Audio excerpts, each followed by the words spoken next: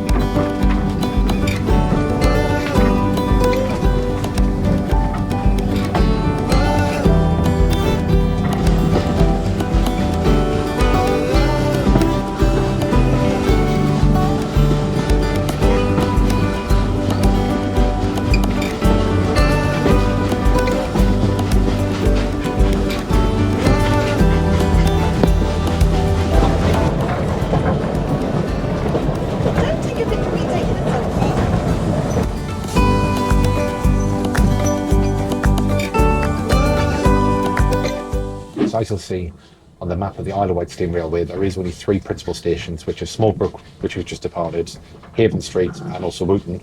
But you can get off at the request stop, which is Ashey, which we're just departing from now.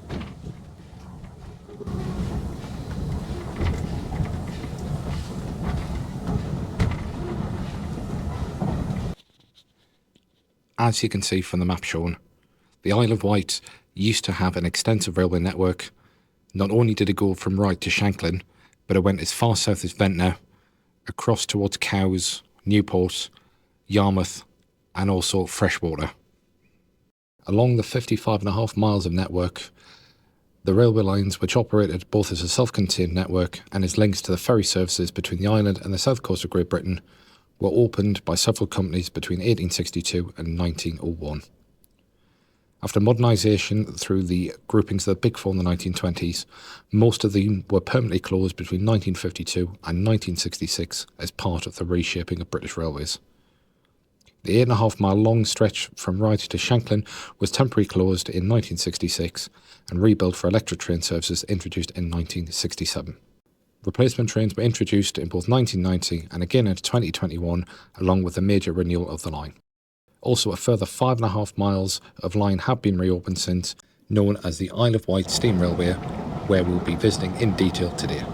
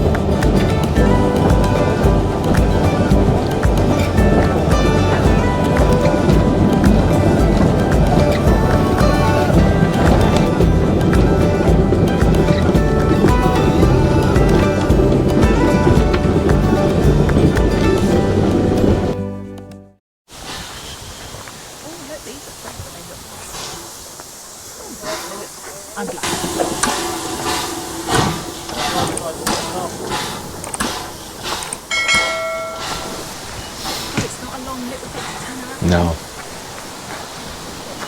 Just got to get past the little switch track. There you go. Yeah. Brake. Put the buffers on. Steady the buffs. And you see, folks, this is why I married Vicky. Just comes out with that nonsense. Oh my God, was I being... You were recording all along, you know, come on. I'm not just holding the camera here for fun. I didn't realise you were recording.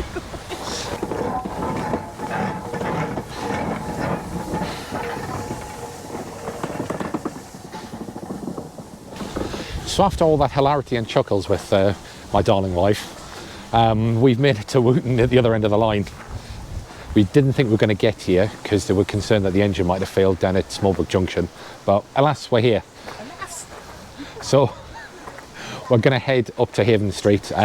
There's rumours that there's a gin festival on today, so I may partake in a few to sample there for research purposes only. So let's head to Havenstreet as part of our next adventures.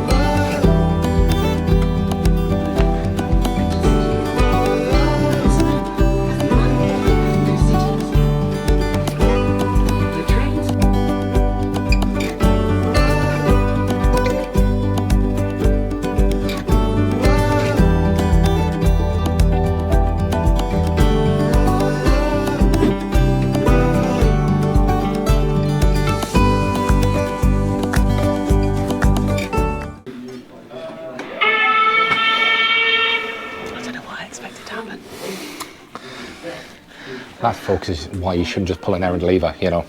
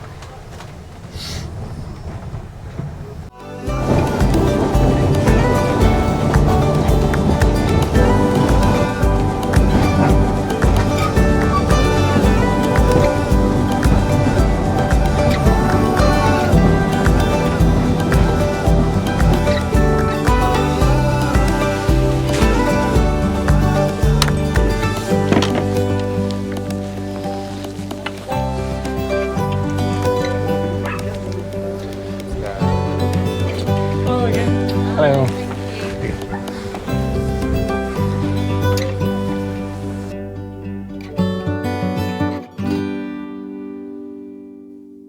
Well, I don't know about you, but I've had an absolutely fantastic time at the Isle of Wight Steam Railway. I haven't visited everywhere because then it does give me an opportunity to come back. What we're going to do now is we're going to head back on the Island Line up towards Ryde, and we're going to be heading home via the hovercraft. So for now, I'd like to thank you for watching the channel. Please do remember to like and subscribe, and I'll see you at another station for another great adventure. Take care, guys. Bye for now.